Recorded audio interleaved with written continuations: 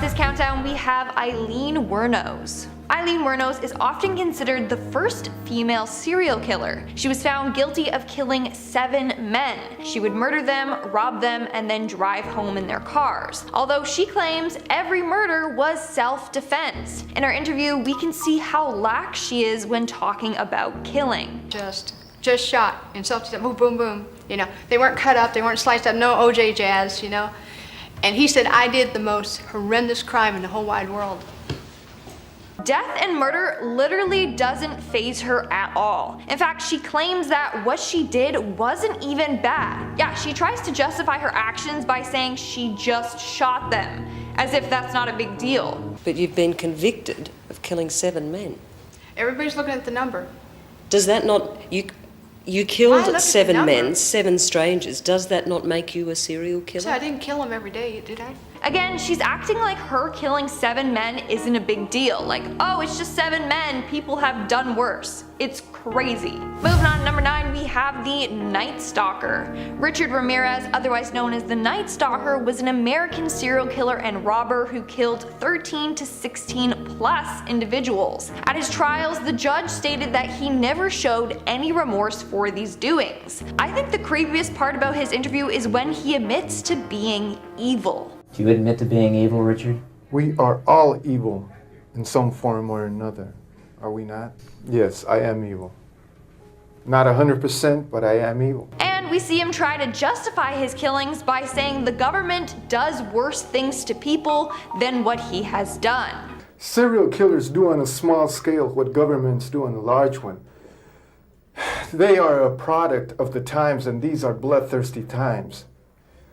Even psychopaths have emotions if you dig deep enough, but then again, maybe they don't. In our 8th spot, we have Edward Edwards. Edward Wayne Edwards, otherwise known as the Hook Man or the Man with the Hook, was an American con artist turned serial killer. In fact, when he committed his long list of crimes, he never wore a mask because he wanted to be famous. In 2010, he did an interview and confessed to all his crimes. Again, it makes me so uncomfortable listening to how killers took someone's life. Taking his hand, he's going through the bottom of the duffel bag trying to find the cigarettes, and I'm standing right here, and I have the sawed-off shotgun, and I ease it out of the bag while Danny's down there looking, and He's just too calm talking about all of this. During the interview, he also stated that he wanted the death penalty and thinks that he deserves it. I want the death penalty. You don't want us to be in prison for a long time on everything else that's going on. Right, I'm not a healthy man. In our 7th spot, we have Paris Bennett. During an interview with Piers Morgan, Paris Bennett, who at 13 years of age killed his young sister, admits that he did this as a way to punish his mother. Specifically in the end, Yes. to cause your mother maximum pain. This has achieved your goal, which was to effectively mean your mother lost both her children at once. In 2007, Bennett convinced their babysitter to leave early and then proceeded to stab his sister 17 times. It's such a tragic case. What makes it worse is how he pretends to say he loved his sister. In the interview, he was asked to describe why he loved his sister, and he couldn't. Because I loved her. I loved her with every fiber of my being. They say it's like asking a colorblind person to describe the color red. They can't do it. He can't describe love because he can't feel it. Exactly like she said, it's because Paris is incapable of feeling emotions. No guilt, no love, nothing. Moving on to number 6, we have Angela Simpson. Right. You murdered this man. Yes. You tortured him. Of course. This is an interview with killer Angela Simpson. She was arrested after torturing and killing a man in a wheelchair for snitching. During this interview, she tells exactly what happened, how she did it, and why. The scariest part is how forward she is about this all. She doesn't care that she's going to prison or that she killed someone. You're not here to pretend to be remorseful. Of course not. Why would I do that? Are you remorseful? Not at all. She's not remorseful at all, and she's very open about everything. To my house, walked him down the street. I don't know why the media acts like the motherfucker couldn't walk. He walked very well. Walked him upstairs, kicked his Like, imagine being okay with taking someone's life. This interview sends shivers down my spine just listening to her and watching the stillness in her body and the calmness in her voice. We are now at our 5th and halfway mark with Manuel Vela. In 2016, a 28-year-old man, Manuel Vela, was arrested after killing his girlfriend and their unborn baby. In this interview, you can tell that Manuel suffered from schizophrenia. He claims that the father told him to kill his girlfriend and her baby. Keep in mind, he is the father to her baby. And then he says that he is the Antichrist. And that's where I cut her open, when he told me to. Who told you to? The father, it's just the same one who was to communicate with Jesus Christ is when he was here. Although it seems like he is intoxicated during this interview, he is not. He's just experiencing hallucinations and delusions. In this interview, he also claims he would receive commands from outer space and extraterrestrials. A lot of people found this interview disturbing just because you can see how far gone Manuel is. He's no longer in control of himself. In our 4th spot, we have Arthur Shawcross. Arthur John Shawcross was an American serial killer in Rochester, New York that took the lives of 13 individuals. His first 2 murders were committed in 1972. He was caught for both and then sentenced to 25 years. But after serving 15 years, he was released on parole. That's when he continued on with the killings and took the lives of 11 different people. His interview is creepy for a number of reasons. Do you remember killing her? Yeah, possibly. He gives me the chills. He's just twitching and his voice is just so unnerving. But it gets worse once he starts talking about his crimes. How did you kill her? Probably strangulation. How do you know when they're dead? How? I don't know, just do. You can see that he won't admit it directly. He says maybe he killed her and maybe she died by strangulation. It gets worse. Reach over my shoulder like this, right behind my neck, and I pull out a brand new machete. When she backed out, I come up behind her. He's just a ruthless killer. In our 3rd spot, we have Ted Bundy. Ted Bundy was an infamous serial killer who was responsible for murdering 30 women. Although it's thought that this number may be even higher. He would often kill these women in brutal ways. In his interviews, he shows no remorse for his actions, and the calm tone of his voice is very disturbing. I can see how certain feelings and ideas developed in me to the point where I began to act out on them. Certain very violent and very destructive feelings. Throughout this whole interview, Bundy tries to gain sympathy from the interviewer and the audience. You can see how he's trying to manipulate your emotions, which is terrifying. A lot of people commented saying that Bundy is trying to act human in these interviews. He knows exactly what to say and how to say it to manipulate you.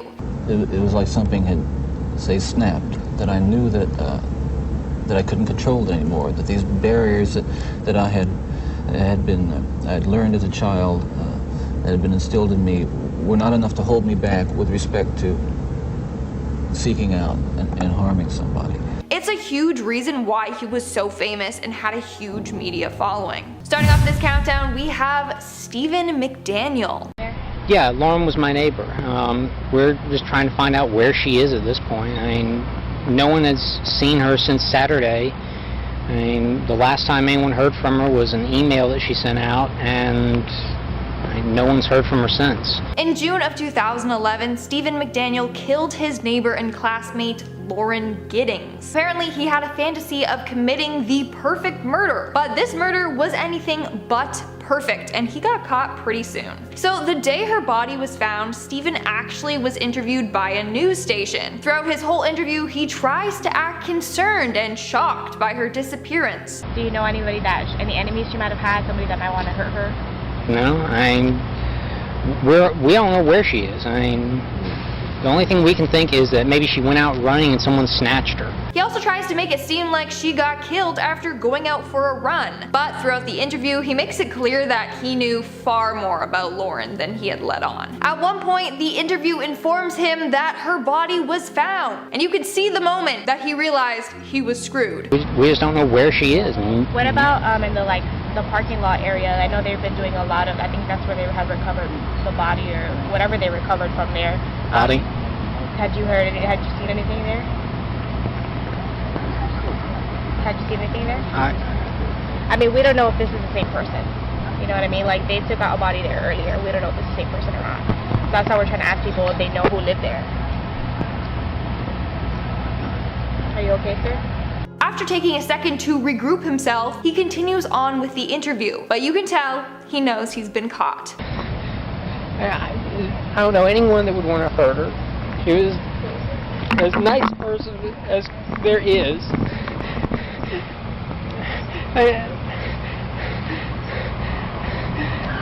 In 2014, McDaniel pleaded guilty to the murder. And if you guys are liking this video so far, then make sure to give it a big thumbs up. Also, make sure to check out part 1 to this video. Coming in at number 9, we have Wayne. With a psychopath, I would argue that emotion is like being colorblind for them, and nothing we can do is actually going to instill a sense of empathy. This is really a waste of time. This man, only referred to as Wayne, was the subject of the 2000 Channel 4 documentary titled Psychopath. Now, I couldn't find much about him besides what the documentary said, but apparently Wayne stabbed and killed someone that pissed him off. That still hasn't been verified, but that's what the rumors are. But what's startling is how he got an extremely rare score of 40 out of 40 on the psychopathy checklist. Like, this dude is on another level. The therapists are wonderful. I learn a great deal from them. Sometimes it can be hard. I suppose that's the way it's supposed to be when you're growing up. I'm ready to go now. I know that that decision will come from others who have already seen.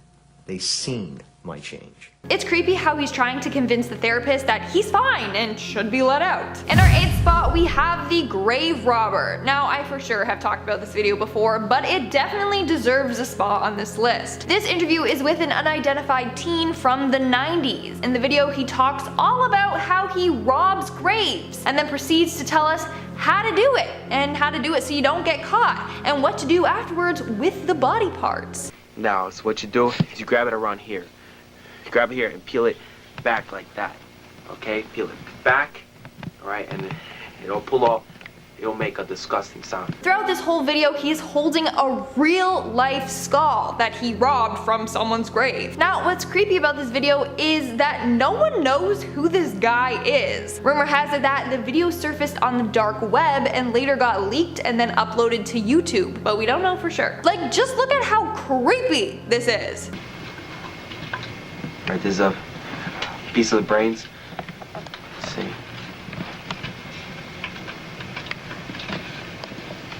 Right, there's another piece of brains.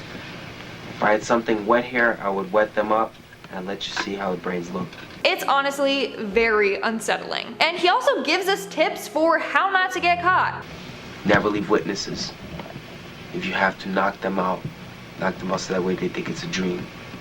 It's best not to kill, but if it's necessary, do it. Like, who is this video for? And why did he make it? In our 6th spot, we have Kevin Davis. This interview is very disturbing to watch, so be warned. On March 27th, 2010, Kevin Davis killed his mother, Kimberly Hill. That morning, he asked his mom if he could take his own life, and Kimberly basically kind of just dismissed him. And that was not the answer he was hoping for. I guess he wanted his mother to, like, fight for him to live. So he ended up killing his mother instead. In this interview, he calmly tells exactly what he did to his mom. Every last detail. I tried to strangle her with a cord.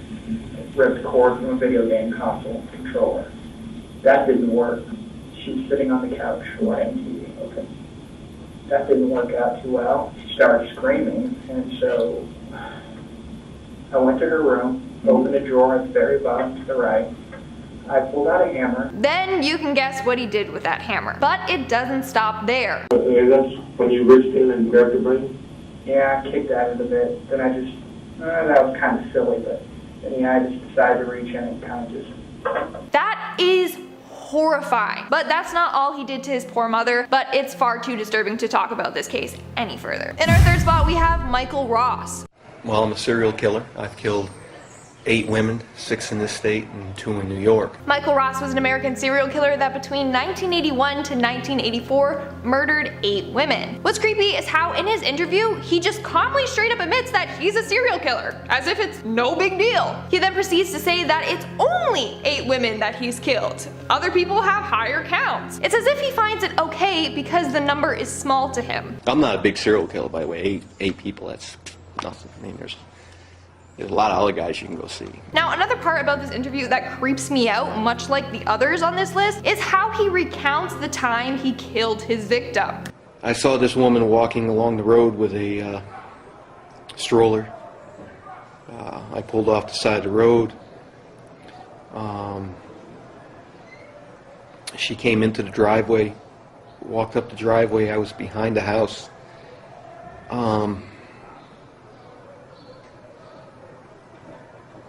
She saw me and I grabbed her. On July 6, 1987, he was sentenced to death. He spent 18 years on death row and then was executed in May of 2005. In our number 1 spot, we have Issei Sagawa. This case is incredibly messed up and extremely dark. It literally made me feel sick to my stomach just researching about it. So Issei Sagawa is a Japanese man who in 1981 killed and ate a woman named Renee Hartvelt in Paris. But he was never truly convicted of his crimes. He literally only spent 2 days in jail and then was sent back to Japan, and when he was there, he became famous. So famous that he made a living through the public's interest in his crime. Imagine that, literally becoming wealthy for killing someone. I don't want to kill, but I couldn't find any way to eat the girl's meat fresh, so I thought I have to kill. So Sagawa apparently had a fantasy to eat beautiful women. He apparently chose Renee because she was beautiful and he wanted to absorb her energy. On June 11th, 1981, he invited Renee over and shot her at the back of the neck. He then ate her over the next 2 days. Starting off this countdown, we have Gary Ridgway. Gary Ridgway, otherwise known as the Green River Killer, took the lives of 48 women between 1980 to 1990. But it's believed that his number may be as high as 71 people. He gets his name due to the fact that he would dump the bodies along riverbanks in South King County. In 2001, he was arrested. After his conviction, he did an interview where he talked all about his murders and how he had the desire to kill ever since he was little. But I took my aggression on, I couldn't take it on my mom, I had to take it on my animals. And as stated in the interview, he confessed that he started killing at a young age. He had this built-up anger towards his mom, but he couldn't harm her, so he would harm animals instead. Living things? Living things, killing animals. Okay. Killing animals. In this interview, he went on to talk more about his victims in detail. Hearing someone confess to murder is just very, very disturbing. In our 9th spot, we have John Hughes. But before I go any further, make sure to hit that thumbs up button because it really helps us out. I don't think like normal people, never have. I have racing thoughts, it's been that way since I was a kid. I'm constantly, it doesn't matter if I'm sleeping, if I'm awake, I'm constantly thinking of 100 things at one time. John Hughes considers himself the Antichrist. He was arrested back in 2008 after killing a trucker at a rest stop along Interstate 29. This dude is intense and incredibly scary. He claims to have killed 15 to 20 people, but that hasn't been confirmed yet. Either way, in this interview for KMBC News, Lara Moretz gets the chance to interview him. And he talks about the people he has taken the lives of and why he did this. Rest area, and that was a way for me to gain control, to show, I don't know, I guess I would assert my dominance, I guess you could say. That'd be the way to put it.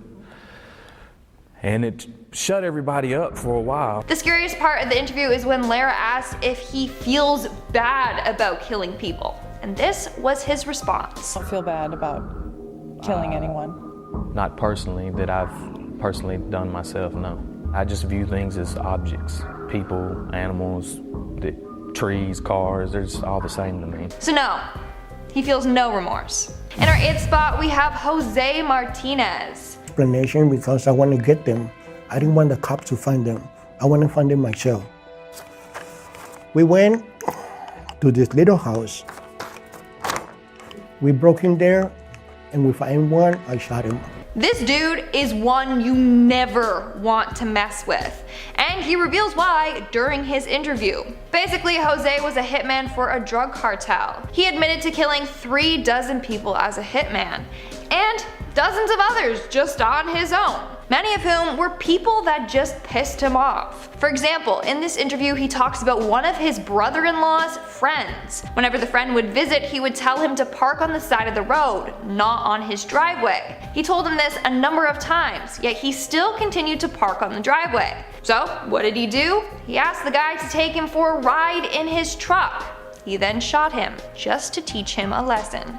I told him, didn't I tell you not to park in my driveway? And he said he didn't listen to nobody except his mother. Okay.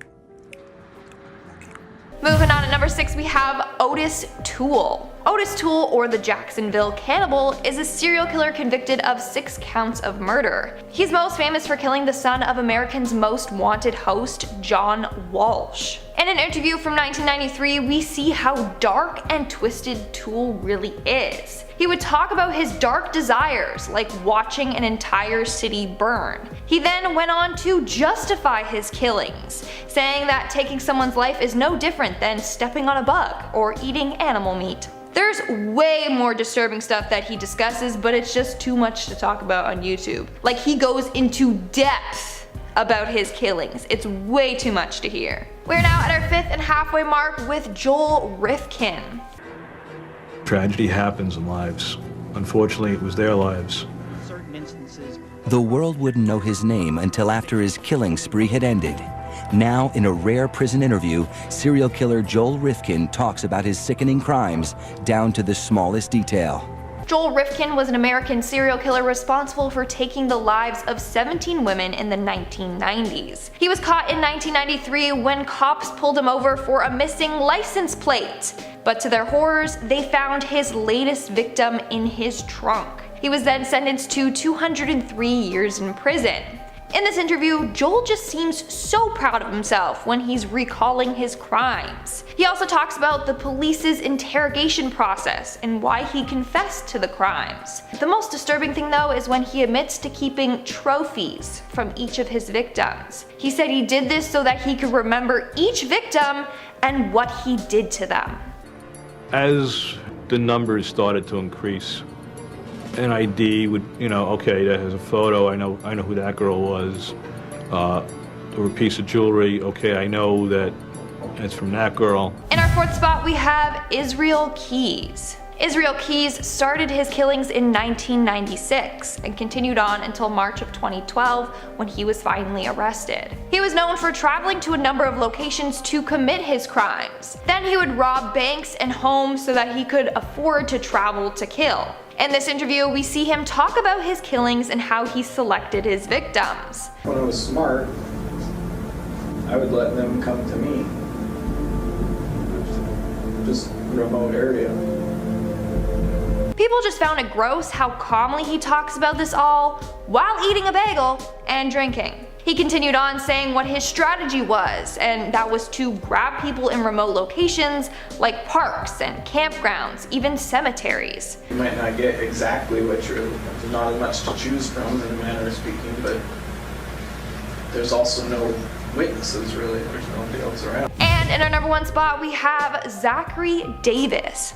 This interview gave me the chills. It makes me so uncomfortable. So this is the interview of Zachary Davis. In August of 2012, he took his mother's life before trying to set his house on fire with his brother inside. Now, Zachary has been diagnosed with a number of mental illnesses, including schizophrenia and depressive disorder. In 2007, when he was 9 years old, his father passed away from ALS, and that apparently started this all. He just spiraled out of control and became withdrawn. He even had an app on his phone about serial killers, and in his notebooks he would write about disturbing things, like you can't spell slaughter without laughter. The creepiest part of this interview is when Dr. Phil asks him about the murder weapon, which was a sledgehammer. At one point while discussing it, he literally smiles as if he's proud of what he did. That sent shivers down my spine. It is terrifying. Starting off this countdown, we have the psychopath's behavior. When I was the Punisher, I was the I was the one who decided punishment over the I was the one who spanked the This interview features a man named Robert, who has been deemed a psychopath. In the interview, he talks about the crimes he has committed and his thought processes as he commits these crimes, or lack thereof.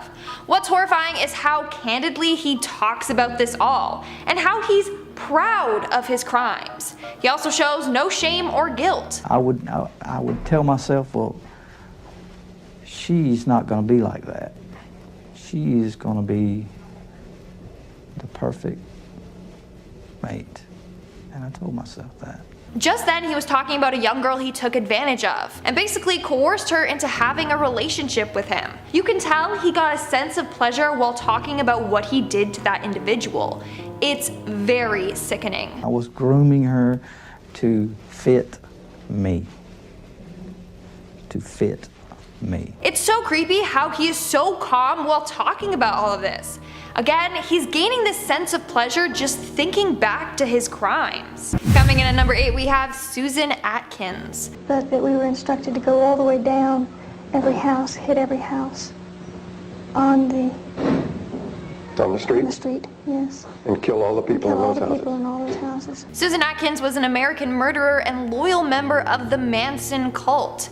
She participated in 8 killings, all under the order of Charles Manson. In the cult, she went by the name Sadie Mae Flutes, or Sexy Sadie. She also played a role in the killing of famous actress Sharon Tate. In this interview, Susan talks about the Tate murder. And we drove to the house with instructions to kill everyone in the house. From Charlie? Yeah.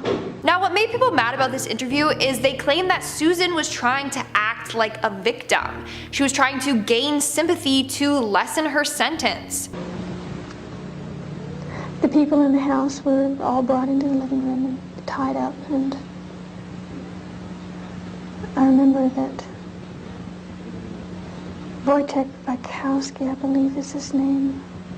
I had tied his hands with a towel and then was instructed to kill him. Whether she has actual remorse or not, hearing her recount the night of this dark deed is very creepy. In our 7th spot, we have Bernard Giles. Wife and daughter, and you just, something hit you and you went, No. Today may be the day?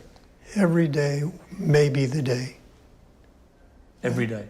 Every day may be the day. In this interview, serial killer Bernard Giles recounts his first murder to Piers Morgan. It is so chilling to hear him talk in depth about what he did to Nancy Jerry. He told Morgan that he picked her up and drove her to a wooded area where he did the deed. What's scary is that out of all the people Morgan has interviewed, Bernard is the first one who didn't try to prove his innocence. He openly admits that he's guilty and has killed people. At the beginning of the interview, Morgan says, and I quote, "You are serving 5 life sentences for killing 5 young women.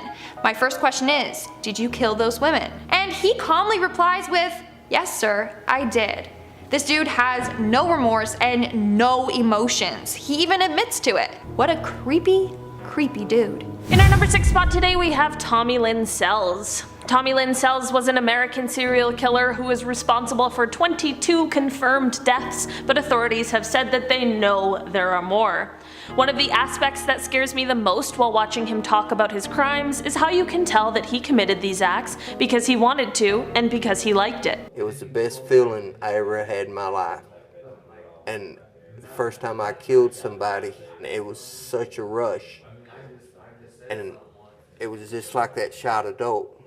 Every time I did it, it was that rush again. There is no doubt that Tommy is an actual psychopath, but on December 31st in 1999, Tommy messed with the wrong girl. After severely injuring Crystal Searles, who he thought was dead, this incredible young girl was able to walk a quarter of a mile with a severed trachea to her neighbor's house, where they of course got her help. Crystal ended up surviving and gave such a good description of Tommy, and in the end was able to identify him to the authorities. Crystal not only survived her own absolute nightmare, but she most definitely saved who knows how many lives with her bravery. In watching Tommy talk about his crimes, there is clearly just a lack of emotion or an emptiness behind his eyes. If I called you something that you didn't like, and you'd think about killing me? Well, if we was in a fight and, get your head down in the concrete, then, so be it. But what happens when my head goes down to the concrete? Well, what do you think happened? It cracks like a coconut. Tommy ended up being executed on April 3rd, 2014. In our number 5 spot today, we have Alex Enriquez. Alex Enriquez is more commonly known as the Bronx serial killer. Alex is convicted of killing 3 females from 1989 to 1990 and is currently serving 3 consecutive 25 years to life sentences. Alex has been incarcerated since the early 90s, but still to this day maintains that he was innocent. There wasn't an overwhelming amount of physical evidence in this case, but there was a detail that Alex gave to authorities in an interrogation that was true to the crime, but it was a fact that police didn't even know at the time, so how could Alex have possibly known this? A few years ago, Alex sat down with Piers Morgan for an interview where he of course claimed his innocence, while also telling some pretty confusing stories. The bodies. You gave them a particular piece of information. Because they told me. But they did not know. How could they tell you something they didn't know? That's what they telling you. They hadn't cleaned the garment, so they're lying too. Do you really think they said the truth? There was also a witness testimony from a man who saw and spoke to Alex at one of his crime scenes on the night that it was committed, and of course Alex had some excuse for why this was untrue. Says he saw you there. Do you believe that? Have you seen... You tell me, were you there? No, I wasn't there. I'm not sure about you guys, but this part definitely gives me major OJ if I did it vibes. At the end of the day, maybe he did not commit these crimes, and it would of course be extremely tragic that he has been wrongly convicted, but if he did in fact commit these crimes, it's pretty unsettling that after all these years, he still just can't even admit it. In our 4th spot, we have Ed Kemper. I featured Ed in part 2 of this series, but I think this other interview he did was worse than the first one. So Ed Kemper, or Big Ed, is an American serial killer who took the lives of 10 individuals. This reign started back in 1964, when he took the lives of his grandparents. And he said he did it just to see what killing felt like. This hour-and-a-half interview was filmed in 1991 when Ed was 42 years old. I think what makes this so disturbing is how smart he is. Extended period of time, and then in the early 80s they came up with this differentiation called serial killing, which was living 2 lives basically. If one orients to the negative side of that living, he would say this person was living a cover life. He's very well spoken, and in the interview he went on to describe his tendencies and why he thinks he became a killer, and how he thinks young people need to be supported so they don't end up like him. Getting youngsters like that help to where they can find themselves and they can find value in themselves and they can find value in interacting with others, and they go in a different direction than what I did. It's crazy and creepy. Like, this dude is too smart for his own good. In our number 2 spot today, we have Ted Bundy. If you know anything about true crime, you most definitely have heard of one of the most famous killers of all time, Ted Bundy. Ted killed upwards of 30 people during his crime spree in the 1970s. Most interviews with Ted are extremely well known, but there is one interview that is very disturbing that is not quite as popular as the others. In this interview, he is talking about taking the life of 18-year-old student Georgianne Hawkins. The chilling part of it is how he talks about things just so matter-of-factly, like it's a casual conversation between friends and not him describing the horrific acts that he committed. She was quite lucid, talking about things. It's funny, it's not funny, but it's odd the kinds of things people say under those circumstances. She had a Spanish test the next day, and she thought that I had taken her to help tutor me for her Spanish test. After that clip, this interview unfortunately gets even more disturbing as he begins whispering some more terrifying details. When I first saw this interview, I was listening through headphones, and you guys, the chill you get from having an absolute monster whispering in your ear is truly incomparable. The Hawkins girl's head was severed and taken up the road about 25 to 50 yards. And buried in a location about 10 yards west of the road on a rocky hillside. After that horrible whispering part, he continues on with the rest of the details of that day in the same casual conversation tone that we heard before. If it wasn't obvious before, after listening to this specific interview, it is very clear just how disturbing Ted Bundy really was. In our number 1 spot today, we have Michael Turner. In 2008, Michael Turner fatally shot his wife as she was about to end their relationship and also was planning to turn him into the authorities.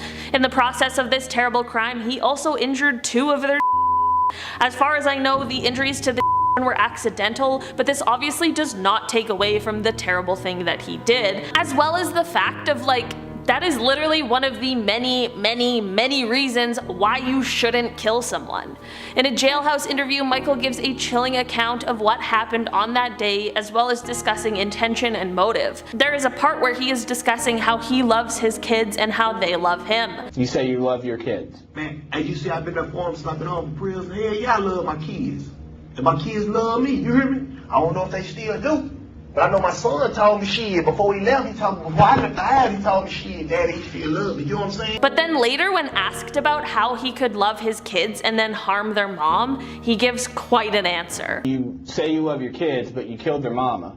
So what? And you're going to jail. So what? So you left them alone. Do what? You left them alone. Left them alone? Yeah. They got grandparents, they got other people who love them. You know, all that don't matter. They mama up. You know what I'm saying? It honestly is this callous disregard for the life that he took, as well as the effect this whole situation will have on his kid's life, that is just absolutely unfathomable to me. Starting off this countdown, we have Charles Manson. Famous cult leader Charles Manson had the reputation for being quite wild and acting strange in his interviews. This interview that I'm about to show you was conducted by ABC News. The interviewer is questioning Manson about the murders he committed. At one point, he asks Manson to describe who he is in a sentence. What a question. And then Manson just kind of loses it. People look at you today, 20 years later, and they still have no idea what you're about. Tell me in a sentence who you are.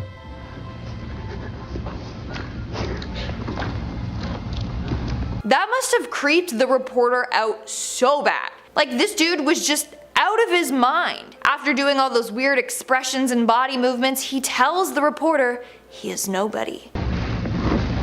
Nobody. I'm nobody.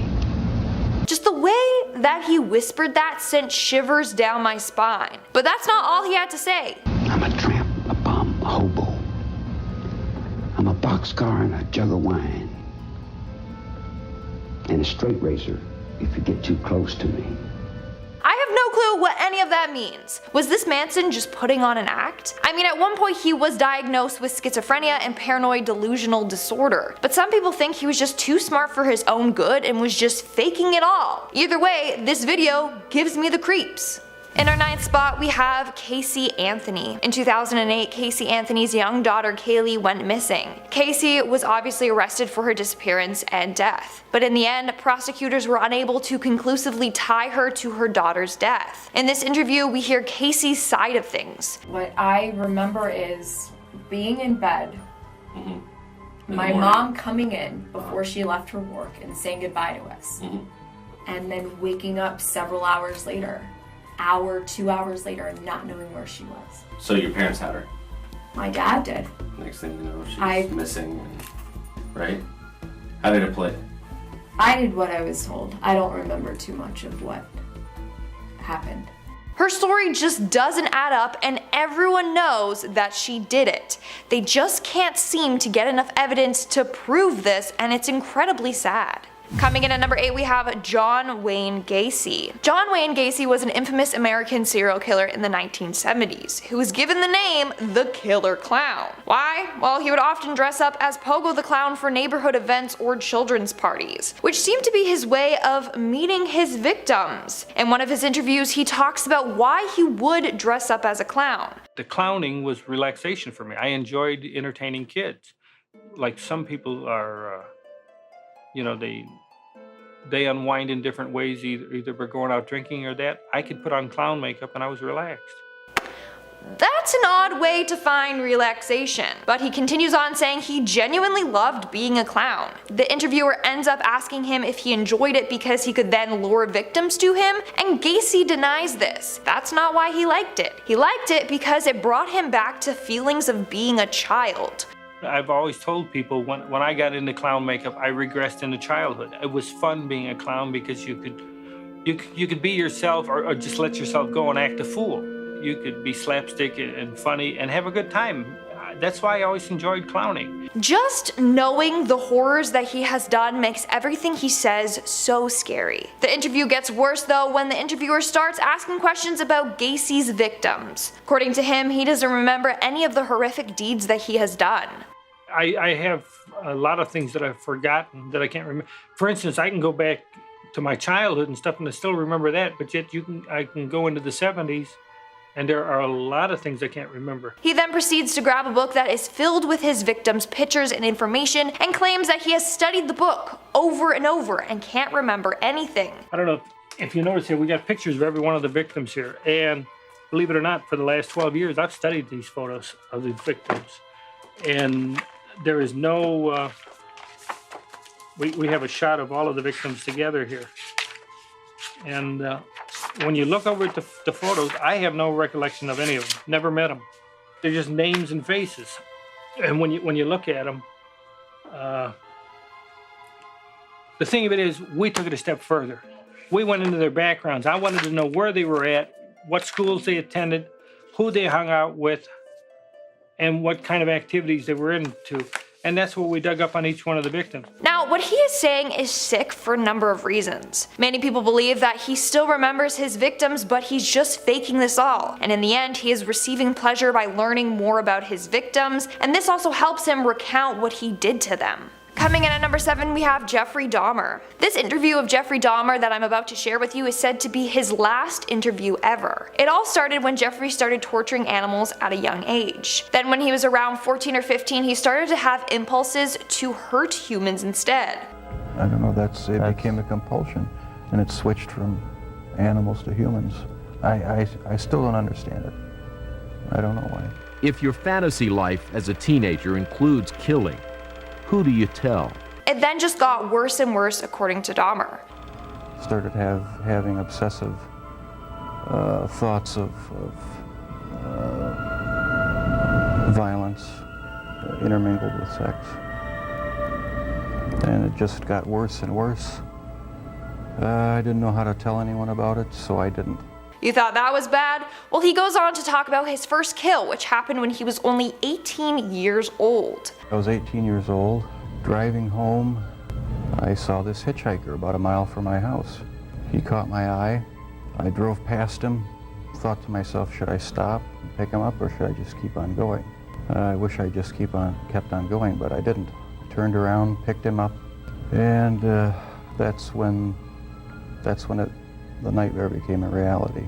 It's the fact that he can recount all these horrors with no emotion, no tone whatsoever. It's like he's reading from a script. He shows no remorse. We are now at our 5th and halfway mark with Harold Shipman. Harold Shipman was an English doctor and serial killer. It was discovered that he took the lives of a number of patients under his care, his total number of victims being around 250. Imagine that. You go to a hospital thinking that they're gonna save you, but instead end up being the cause of your death. Now, during Harold's police interrogations, he refused to speak and refused to look at any piece of evidence that they had against him. In particular, he would not look at the photos of his victims. Lily Crossley, if you'd like to look at that, just for the benefit of the tape. Dr. Shipman's eyes are closed and he didn't look at the photograph at all. Can you remember Lily Crossley at all? Okay, no answer. Now, Shipman was obviously doing this so he wouldn't give anything away. But in fact, his very actions in this interview gave away everything. Investigators noticed that when they presented the victim's image in front of him, he would freeze and stop breathing for 9 seconds. So they immediately knew that there's something up with him. That's Elizabeth Pierce. The 3 ladies there, it's the elderly lady dressed in black. For the benefit of the tape, Dr. Shipman's eyes are closed and he did not look at. He doesn't breathe for 9 seconds after they said her name. So Elizabeth Pierce, that name is a problem for him. Something about that victim is causing his body stress, and that is one of the reasons why police knew he had done these horrific crimes. Moving on, at number 4 we have Colin Norris. Colin Norris was a nurse that was found guilty of taking the lives of 4 of his elderly patients. He would do so by injecting them with lethal doses of insulin. During his interrogation, he was adamant that he was not guilty. You were also injecting a patient with insulin. No, I wasn't. You're sitting there saying, you suspect, you presume, you blah blah blah. Both men preyed on people they'd been trusted to look after. So they brought him in for the murder of Ethel Hall. He was the last person who had been with Ethel before she slipped into a coma and sadly passed away. Obviously, if somebody was going to kill someone, they wouldn't leave their signature, would they? What do you mean by that? To say that they were there. I was doing my job. You were doing your job? Yeah. But at the same time, you were also injecting a patient with insulin. No, I wasn't. He then goes on to try and convince them why he is innocent. So they accused him of injecting her with insulin. Well, this is what he had to say in his defense. It would have, if you say, like, somebody came and injected me with that, I would say to somebody, wait a minute, what are you doing? Even when you're giving patients their, like, morphine for through the night or whatever, when you inject them, they do make a noise because, I mean, have you ever been injected with anything? So somebody would have noticed a noise from the patient. And or if the patient was asleep, they would have certainly woke up if somebody went and injected. The worst part is when he slipped up and literally told the interrogators that he doesn't like old people, and that's basically why he committed these crimes. Norris admitted finding elderly patients challenging. The smells. The smells? Mm-hmm. I couldn't get used to the smells. When I was bathing female patients, having to wash them down below, I found it difficult to start with, especially if they were like 80s with my gran. That just makes me sick. He was there to look after the elderly and did the exact opposite. In our second spot today, we have Paul Bernardo. Paul Bernardo is a Canadian serial killer who, along with his partner Karla Homolka, carried out a number of horrific crimes in Scarborough, Ontario. This is footage from his interview with Toronto police detectives. Did you kill Elizabeth Bain on June the 19th, 1990? Well, it's a loaded question. I mean, are we going to go back and go through the time sequence of what happened in my life? I mean, I could just give a yes or no answer, but you know, there's a lot of issues about that. In a way, he reminds me of Ted Bundy, constantly tiptoeing around the questions, saying what he thinks they want to hear, and trying to outsmart them. Hey, did you kill this person? I mean, well, you're saying I'm lying here, here, and here. I could say, no, I didn't. But, I mean, you already said I'm lying here with the PO you're saying. Okay, I'm not saying anything about who's lying. I'm simply. And I've given you directions to go to find the truth. Right. No one's done that. And I've. Also, take in how he is smiling throughout this, like it's fun games for him. It makes me sick. He's literally having fun with this all. And in our number 1 spot today, we have Karla Homolka. Now, we talked about her counterpart, Paul, so it's only fair that we talk about Karla herself. Basically, what happened is that Karla confessed to her roles in the murders and testified against Paul to get out of a harsher sentence. In this interview, she puts on an innocent act and tries to blame Paul for everything that they did. He kept on pushing and pushing and pushing, and finally I said, okay. She tried to make it seem like she was a victim and being controlled by Paul. If I didn't turn the water tap off completely, he'd hit me. If I didn't say the right thing, he'd hit me. He held knives to my throat. He told me I better watch my back. He said, always watch your back with me. From our understanding, this was her strategy to pin the blame all on him so she could get away with the murders. In our 9th spot, we have Robert Durst. Robert Durst is an American convicted murderer and possible serial killer. It all started in 1982 with the disappearance of his wife, Kathy Durst. Obviously, he was the main suspect. Then in 2000, he murdered one of his friends, Susan Berman, and in 2001, he killed his neighbor. And just this year, he was finally convicted for killing his wife. During his interviews and interrogations, he maintained his innocence, claiming that he never did it. But after one of his final interviews, he made a grave mistake. He went to the bathroom and didn't realize that his mic was still on. While in the bathroom, he was talking to himself and basically confessed to the killings. There it is. You're caught.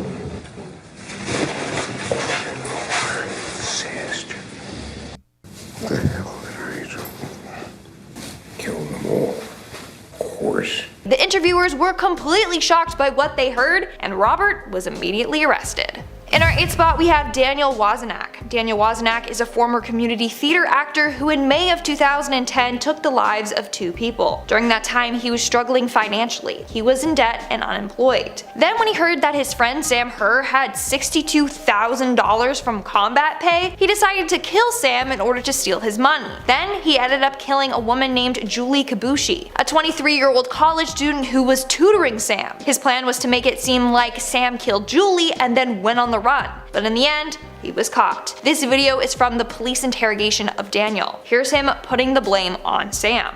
Opened the door, it was Sam. Alright. I'm like, hey man, what's going on? Everything good? And he's like, not good, we're in trouble. We need to get the out of here. And so he drove, he's like, there's a dead body in my apartment. He said he'd been doing some heavy drugs. He's like, I shot somebody. I was not happy about it. It was a fit of rage, and honestly, she had it coming.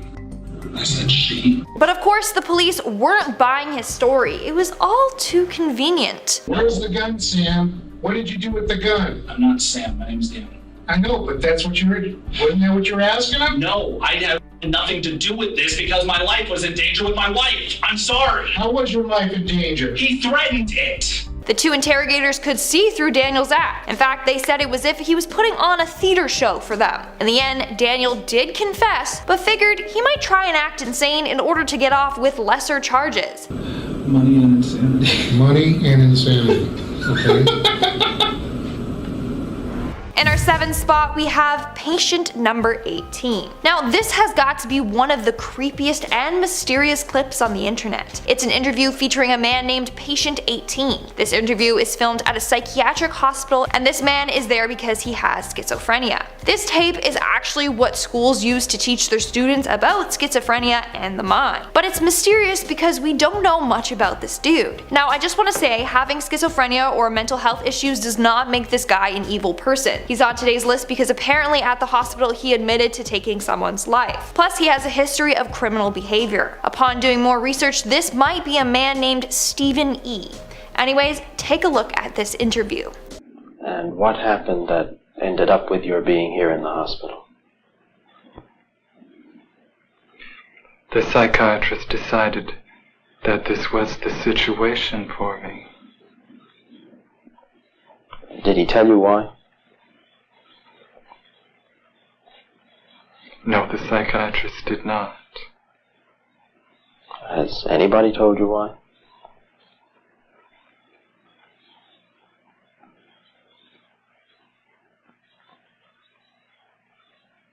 No.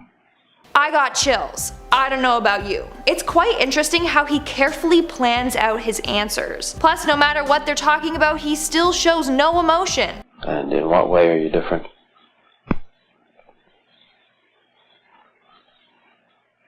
I am trying to do with my life something which few people try to do. And this influences my thinking and consequently my actions. He may seem calm on the outside, but what you can't imagine is everything that's going on in his head. You can tell he's trying hard to stay in control. As soon as I express the belief that I do not belong in this hospital, which is a mental hospital, then those who dislike me want to find a worse place for me.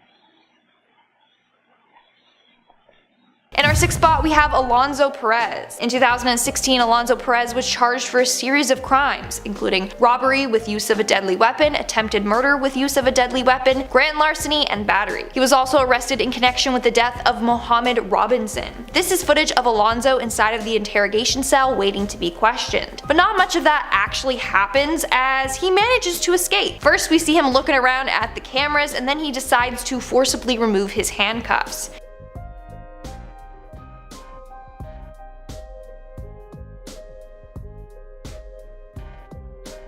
Now, he does manage to get them off, but he's not ready to leave yet. He hasn't thought of a plan. So he pretends that his handcuffs are still on and he thinks of an escape plan. When he thinks of his plan, he gets up, climbs up, and escapes by crawling through the ceiling. He then drove away in a rental truck that someone left with the engine running. But don't worry, it was short-lived freedom because within days he was caught again, and in more trouble. In the end though, he did plead guilty to 3 murders. We're now at our 5th and halfway mark with Andre Chikatilo. Andre Chikatilo, otherwise known as the Butcher of Rostov or the Rostov Ripper, was responsible for the deaths of 56 individuals. He would lure people that he met at bus stops or train stations away to remote locations, and then he would murder them. Sometimes he would even eat certain parts of his victims. In this interview, what shocks a lot of people is the fact that everyone expects him to act like a monster, but in fact, he acts quite the opposite. He seems innocent, which is either an act or, you know, his true personality. So he keeps up the innocent act saying how he feels sorry, blah blah blah. But the act drops when he is asked one question. Now the interview is in Russian, but I have the translation. So the interviewer asks him if he has ever thought about meeting his victims in heaven or hell. He answers with, and I quote, "No, I have never thought about that, never. I feel like it doesn't bother me.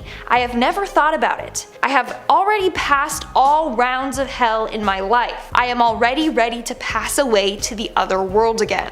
That right there is creepy, not gonna lie. In our 4th spot, we have David Berkowitz, but you probably better know him as the son of Sam. He was a serial killer who took the lives of 6 individuals and wounded 7 others in New York City for more than a year. He would typically target good-looking young women with long brown hair. As a result, a number of women were cutting their hair short or dyeing it blonde. He was eventually known as the son of Sam because he would leave letters near his victims' bodies, signing it off with that name. In the end, he was caught and claimed that his neighbor's dog was possessed by a demon, and that this demon dog was the one telling him to kill these people. Wild, I know. Well, years later, he did this interview. He admits to being into Satanism and how it influenced him. Yeah. I mean, when you talk about Satan, what are you actually referring to? Well, you know, many people may not really understand that, but there was a time I was so confused and so troubled that I was seeking meaning and purpose. I was seeking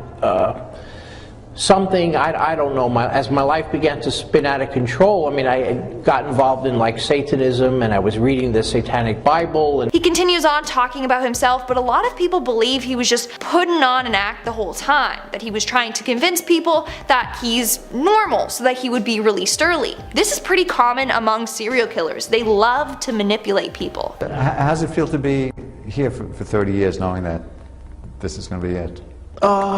You know, it's like, you know, the expression, take one day at a time, and it's never easy, you know, being incarcerated. I have no one to blame but myself. In our 3rd spot, we have Michael Beaver. In July of 2015, 16-year-old Michael Beaver and his 18-year-old brother Robert took the lives of their parents and 3 siblings. They first attacked their sister. When she screamed, their mother ran out of the bedroom and they stabbed her over 50 times. Eventually, they worked their way around the house, killing their family members. It's a very scary and graphic case. In this interview, Michael completely confesses to everything to an officer. So he was buying weapons because you guys had talked about murdering. Yeah, and he started planning it. Okay. And that you didn't want to do it? I don't want to do it. I didn't, just because I didn't kill anyone. Okay. I stabbed someone. Who did you stab? My younger brother, Christopher. Christopher? How old's Christopher?